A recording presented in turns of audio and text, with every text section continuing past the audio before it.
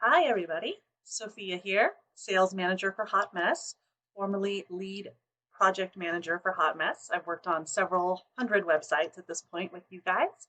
I would love to show you a quick and easy way to load multiple products at once into Shopify using a CSV file. So if you don't have some basic information about Excel, it's okay. You can actually learn this skill because it's really not hard once you've done it a few times. So I'm going to go ahead and take you through it.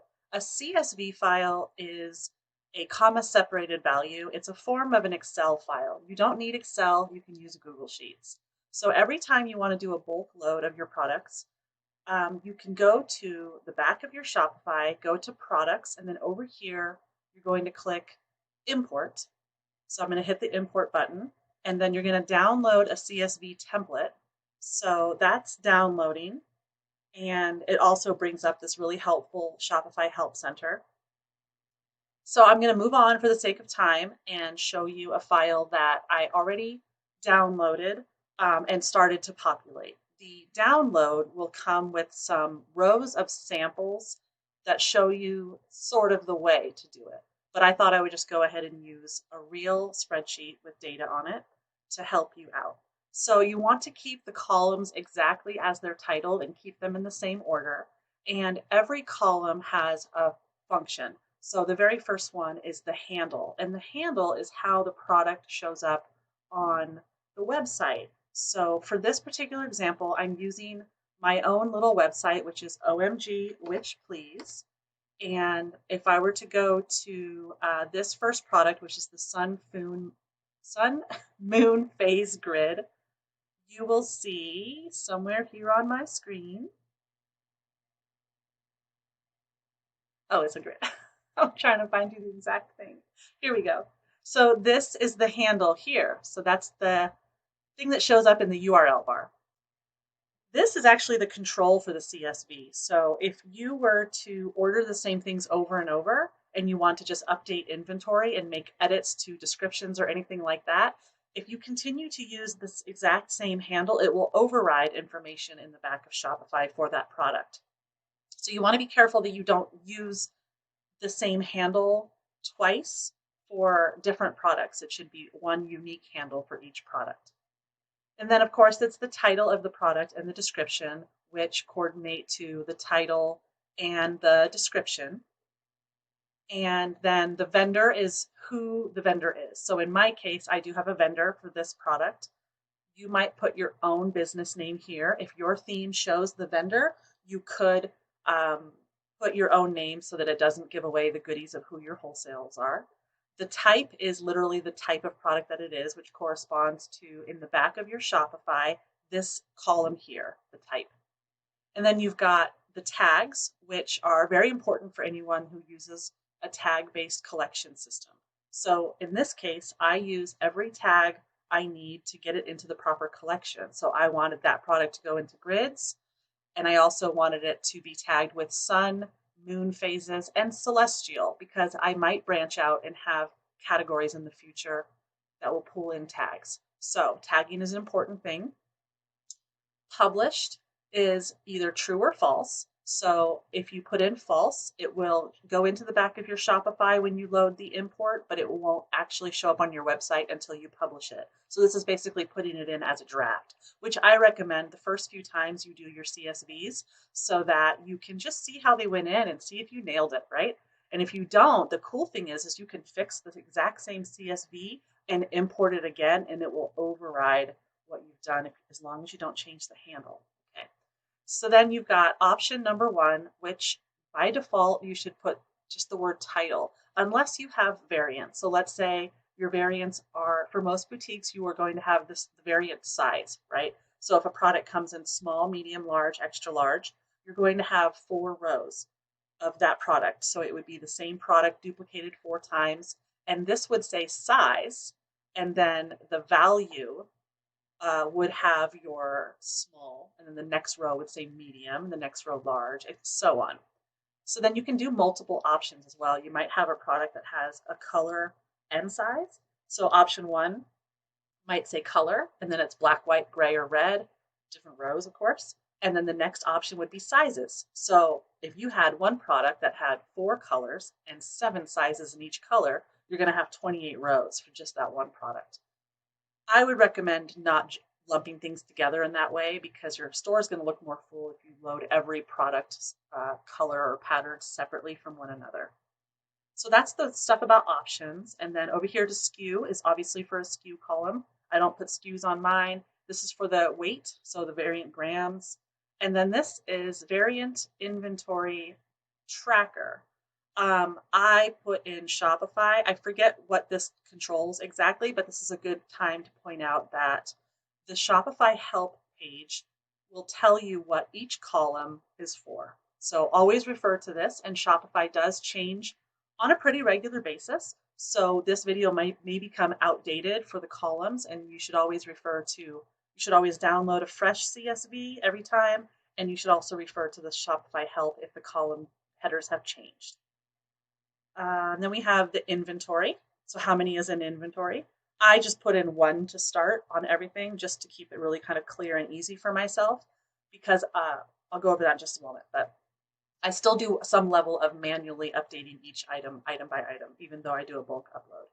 And then variant inventory policy has to do with whether or not you sell things that are out of stock. So continue selling when out of stock might be something like print-on-demand t-shirts, where you would allow someone to buy something if it's out of stock. In my case, I'm denying the ability to buy things when they're out of stock. And then the fulfillment is manual because I fulfill here. This has to do with drop shipping, so this might vary depending on what your needs are. Refer to the column information on the Shopify help. The price of the item, the compare at price.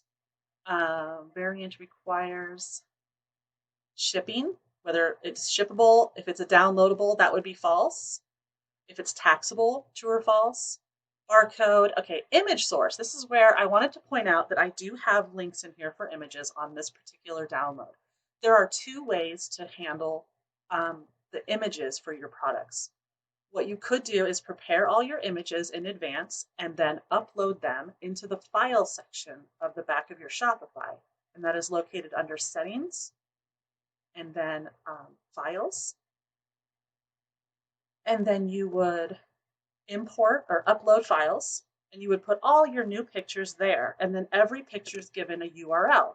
So in this case, I did it that way. I loaded all my photos first, and then I put my URLs into these columns. That way, every product would go in with an image. So as you get better and better at this process, you can do all the images in advance, put them all in, and then just a quick tip on that, make sure all your photos are the same size when you do, so that it looks really nice and clean on your site.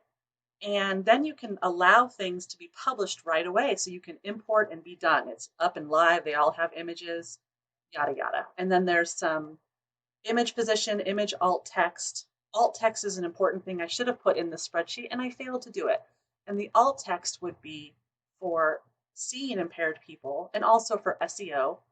The name of the product would be really good. So sun, moon, phase, grid would be a really great alt text. Good label. Think of it as a photos label. And then if it's a gift card, true or false. So that's going to be almost always false.